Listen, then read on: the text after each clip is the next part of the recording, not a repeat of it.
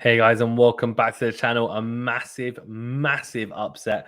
Francis Tiafoe beats Rafael Nadal in 4 sets in the fourth round of the US Open. We're going to break it down, talk about what is one of the biggest wins for Francis Tiafoe, if not the biggest win of his career ever. For Nadal, massive disappointment, of course, looking to go deep at the US Open after a fantastic year, winning 2 Grand Slams, and actually his first loss at a Grand Slam, given that he pulled out of Wimbledon with an injury. So, look, we're going to get into it. There's a lot to unravel. Before we do, though, remember to that like button and subscribe if you're new. If you're listening on a podcast platform, remember to leave a rating or review. Read us, help us out. Thank you so much for getting involved, as always. And thank you to everyone who joined for the live watch along. It was really good fun. Everyone knows that I'm a Rafa fan, but it was entertaining. And, I'm a tennis fan first and foremost. And it was an incredibly entertaining and interesting match to watch and see.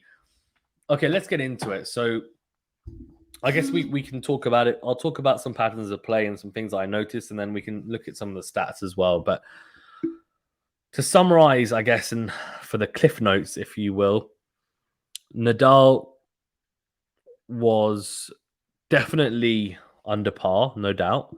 Definitely wasn't at his best. I think part of that was down to just how well Tiafoe played, and I think we have to give him massive credit and take nothing away from him because he played some incredible tennis.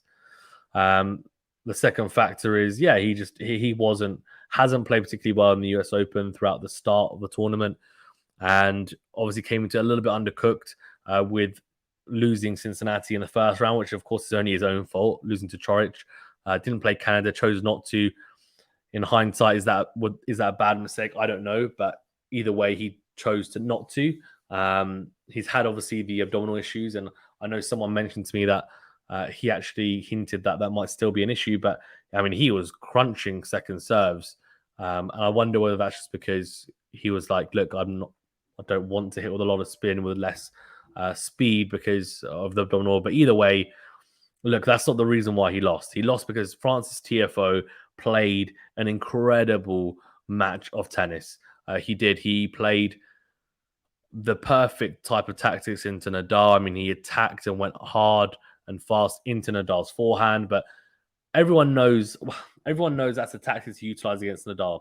But to execute it consistently over, a best of 5 match is so hard, and that's why, pretty much apart from Djokovic and Coric, no one has really a winning record against Nadal, and there's a reason for that.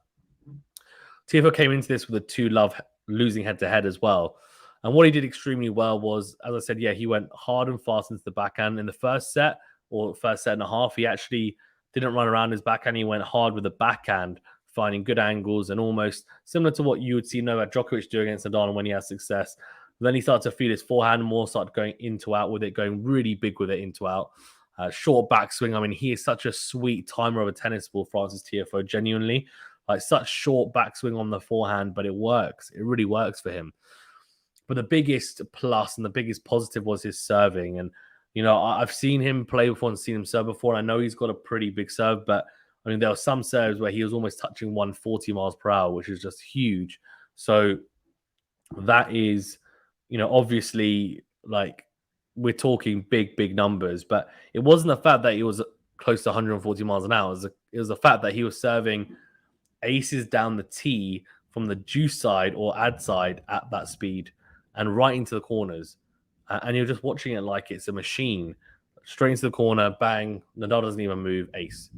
And I was like, what? And that didn't happen all the time. He wasn't John Isner, but in the big points, and, it was happening maybe once every game on average. And then he'd also chuck in a few unreturnables, again, maybe once every game. And that straight away he's 30-love up, or he saved himself any troubles, I guess, on his service games. And Nadal in the first 2 sets, so the first set actually set, so until the second set, he won the second set 6-4. He only broke right at the end of the second set. He had no breakpoint opportunities until that end of the second set, and he took the first breakpoint he got and then won the set 6-4 because he was 5-4 up in it. After that, it was just, I mean, 6-4 in the third set, didn't have a single breakpoint opportunity. And in the fourth set, he did have breakpoint opportunities. He did break early on. He actually had a 3-1 lead. He was serving at 3-1 to take it to 4-1, and he got broken. And then Tiafoe held. And then that's it. Didn't win a. He lost 5 games in a row. He lost 5 games in a row, Nadal. He was 3-1 up. He was 3-1 up in that fourth set. So that will be disappointing, I think, for Nadal, because pretty much all of us were thinking it's going to a fifth set. And he I'm not going to say he threw it away, but he definitely was a contributor to his own downfall. There were, I think, 2 double faults in the game that he got broken back in. And it was tear your hair out type of stuff, because, he'd just broken. He'd worked really hard for it. It was a juice game, managed to come out on top and get the break 3-1. And you're thinking, okay, fine, yeah, we're going to 5 sets. And the 2 double faults just killed him, really. Took him to juice, and then having to save break points, got broken in the end. And you're like, okay, we're back on serve. And Tiafoe serves it out. Also, Tiafoe actually got broken, I think, didn't he, again? But then, no, sorry. Yeah. So, I mean, and then Tiafoe from there just dominated. So, look, I mean, some incredible power baseline hitting from Tiafoe, no doubt. I mean, he hit Nadal off the court. Nadal couldn't handle him from the back of the court. Serve-wise, incredible. I mean, Nadal only until really the fourth set was he able to start reading the serve. He struggled for the first 3 sets. And we have to take into account Nadal is, statistically anyway, the best returner of all time, in the sense that he has the highest percentage of return games won by any player in the Open era. So, some people might say Djokovic is the better returner. Well, that's fine. But generally, if we're talking about it from a statistical point of view, it is Nadal. Now, of course, he had to cater in clay court matches, whatever. But look, he's an incredible returner. We know that. So the fact that Tiafoe managed to cause him so many issues was a big, big positive for him. And obviously a massive advantage, because he barely had to worry about his serve for the majority of the match. Whereas Nadal was struggling in a lot of spots on his serve. Quite a few double faults from Nadal as well for Tiafoe. He was serving big, and Nadal was so deep in his return position. He did try to vary up a little bit, and I just feel like on the second serve return, I don't know why he was so far back.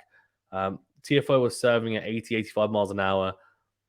Like, they weren't particularly harmful serves or hurtful serves, and he could have stepped in, even if it was, I'm not saying step on the baseline, but at least be like a meter, 2 meters, behind the baseline. Instead, he was a good 4 or 5 meters, and you're just thinking, okay, like, is that really necessary? And then there was a point where I think Tiafoe, he held actually, to take it to 5-3, and he served and volleyed with a second serve, and Nadal hit the forehand into the net.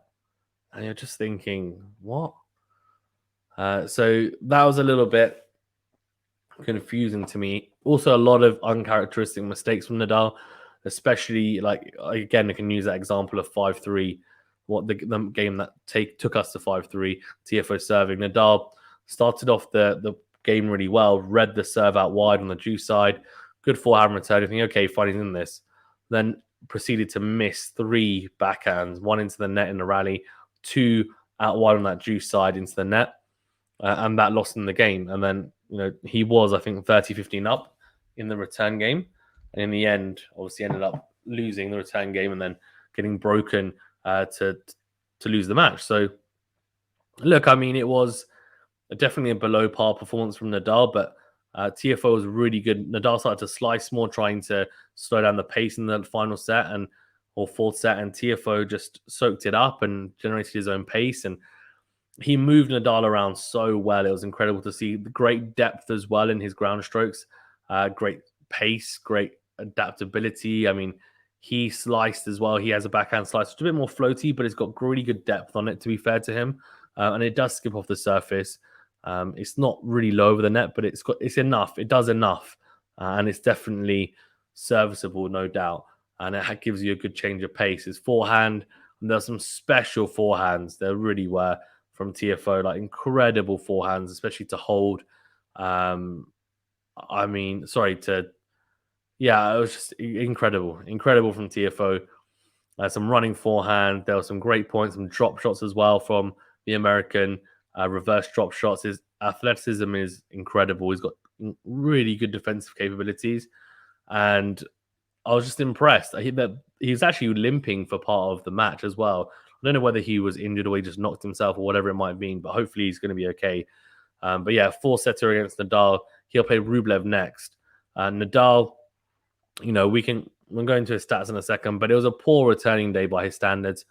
Yes, some aces to boot, but I'm not sure why he didn't come to the net more. I think he was put off a little bit by early on. He tried to come to the net. He served out wide on the ad side into the Tiafoe backhand. He tried to come to the net. Before he'd even got anywhere near the net, the ball was flashing past him because it was an incredible backhand return winner from Tiafoe. I think that maybe put him off a little bit, whereas he probably should have persisted with it and said, okay, at the right moments I'll come into the net. And I don't feel like he committed at the Australian Open. He won a lot of points and a lot of matches by coming to the net pretty consistently against people that were big servers like Medvedev and like Tiafoe. He didn't want to do that today. I'm not sure why. No, I heard him say to his box he felt a bit slow.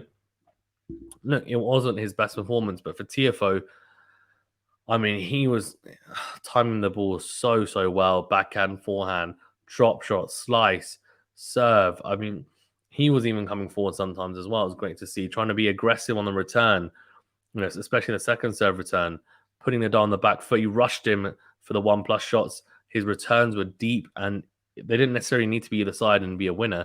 They were deep at Nadal's feet, and caused him problems because he was rushed. And then, of course, he utilized the tactic that everyone tries to utilize, but doesn't necessarily pull it off, which I mentioned, which is go hard and fast in the forehand, and then really Bob's your uncle, because you'll get a short ball, and then you can either go cross court, use the angle to hit and win it, or go behind him. And that's what Tiafoe did. And he did it to a T. Now, to consistently do that over a best of 5 match is incredibly difficult. So the fact that he did it, like, first of all, kudos to him, like, incredible. And I just, I need some time, I think, to really digest this, because it is such a big shock. And also watch the whole match back again, because watching and doing the commentary live, you get sucked into it. But he used the crowd really well, really well, Tiafoe. Some incredible points from both, to be fair. Both are so athletic.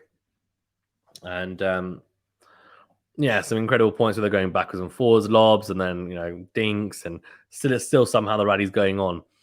So there were some really good points, especially towards the end. The first 2 sets were pretty dire from Rafa, if I'm being honest with you, but after that it got a bit better, the level. And Tiafoe, I think I was impressed with him. I really was. And I did say at the start of the match, there's no real huge flaws in his game. There isn't huge flaws in his game, honestly. There's things that he can potentially work on, but there's nothing that I think, there's a huge flaw. Even like, for example, like someone like a Kyrgios, I think, okay, well, his forehand return is something that he can definitely improve on. For Tiafoe, I don't necessarily see something that I think he can definitely improve on. I think there's there are things to improve on, but there's no glaring improvements that need to be made straight away. So, you know what? Impressive, very impressive. I did say as well, I thought it would be Taylor Fritz who would be the American who made the deep run. He's only 24 years of age. It was a very mature performance, and I have to say, he came up clutch on a lot of the break points. And we'll go through the stats quickly, and then we'll wrap it up. 5 aces, so this is from the match. 18 for Tiafoe, 9 for Nadal, 4 double faults, 9 for Nadal. So look at that. Same amount of double fault to aces for Nadal, not great at all. First set percentages were pretty low for both. 50% for Tiafoe, 53% for Nadal. 75% of first set points won for Tiafoe, 72% for Nadal. 60% for Tiafoe, 56% for Nadal. So slightly higher for Tiafoe in both regards. And look at this breakpoint save. 4 out of 6 for Tiafoe, 3 out of 8. 3 out of 8, but compared to 4 out of 6. And I think it was at the 3rd set stage, before Tiafoe got the break in that set. Tiafoe had 2 breaks to serve, and he broke both times. It was like crazy. So Nadal literally hadn't saved a single break point up until that point, which is just mind-boggling to think about because he is the true fighter, right? Winners unforced errors 48 for Tiafoe, 33 winners for Nadal, 28 unforced errors for Tiafoe, 26 for Nadal. Net points won 71% for both. And look at that, only came to the net 14 times, Nadal 24 times. Tiafoe, look, he had success and just proves that he should have come to the net more at the right times. But unfortunately, not to be for Rafa Nadal. Great incredible performance from Francis Tiafoe. And it looks like we're going to get a very different winner this year. And that's great to see because, in fact, if I'm thinking, I reckon we will get a new Grand Slam champion. So the Tiafoe is Kyrgios, of course. There's Casper Ruud, Berrettini. There's Rublev, who's never won one. The only one that has is Cilic. Cilic is playing Alcaraz later today. So if he loses, it's anyone's bet who wins it. And it's going to be great. There's still some top players in there, though. So that's the most important thing. But yeah, incredible scenes. Congrats to Francis Tiafoe. And if you're a Tiafoe fan or American, please remember to hit the like button and subscribe if you're new. And we'll see you on the next video. Thank you very much. Stay